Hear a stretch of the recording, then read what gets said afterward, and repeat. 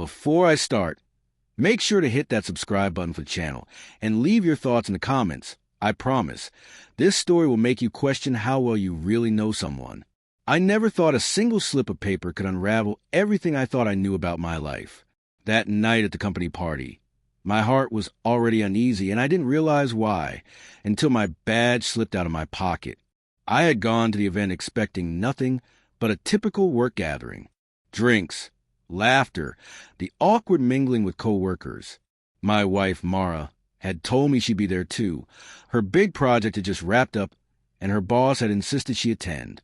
I smiled as she brushed past me in her dress, radiant as always, and whispered, "I'll be right back." Minutes later, as I was grabbing a drink near a buffet, my ID badge fell to the floor without my noticing. A familiar click caught my attention. I looked up just in time to see her boss, Mr. DeLuca, crouched to pick it up. The moment his eyes landed on my name, his body stiffened, and he froze. I smiled awkwardly.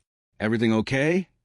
His lips pressed into a thin line, and he slowly handed the badge back. "Yeah, fine," he muttered, but his eyes didn't meet mine.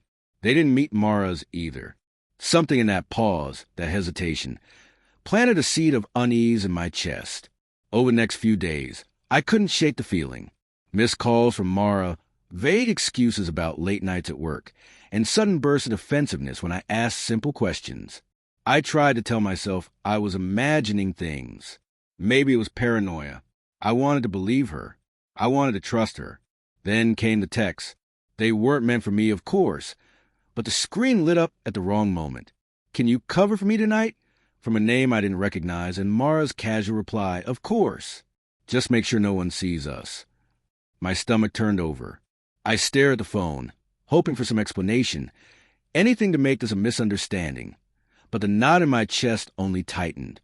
I tried to rationalize it. Maybe it was work-related. Maybe I was reading too much into it. But then I noticed the small things.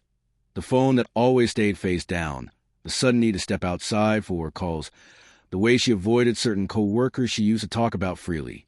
Every memory I had of our time together, the lunches, the quiet mornings, the little jokes, started to feel like they had an undertone I hadn't noticed before, like I'd been seeing only what I wanted to see. I confronted her gently at first, asking if everything was okay. She smiled and hugged me, brushing it off. "I'm just stressed, that's all." "Work stuff," she said, and I wanted to believe her so badly that I almost did. Almost. But then one evening, while she was in the shower, a message popped up on her laptop. I froze, my hand hovering over the mouse as I told myself I shouldn't. Curiosity won. The conversation was brief, but damning. Plans, meetings, late nights. None of it work-related. The names, the subtle flirtation. It hit me with a force I couldn't have anticipated. I sat in silence, the sound of the shower echoing like a cruel reminder of the life I thought I had. When she emerged, I tried to keep my voice steady. "Who is Alex?" She froze. Her eyes, usually so warm, flickered with something unreadable.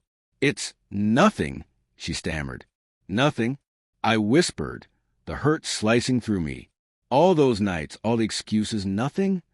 Her gaze dropped. The silence between us was deafening. The truth, unspoken yet undeniable, hung in the air like smoke. I wanted to scream, to break something, to make her feel the jagged pieces of my heart. But I stayed silent. The confrontation came quietly, the way betrayals often do.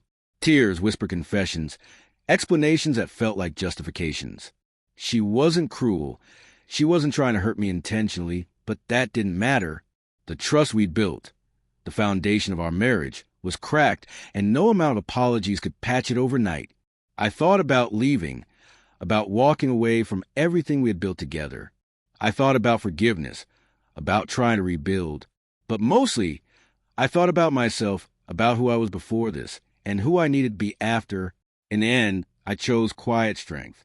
I chose to take control of my own life again, to rebuild my self-respect brick by brick. Mara and I didn't end with shouting or rage.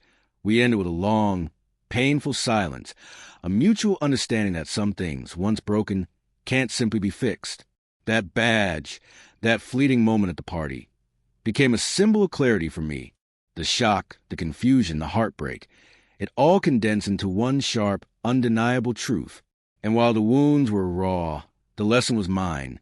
Trust is precious, and when it's broken, the healing begins within yourself first. I still remember the way he froze, the way the air seemed to pull out from beneath me.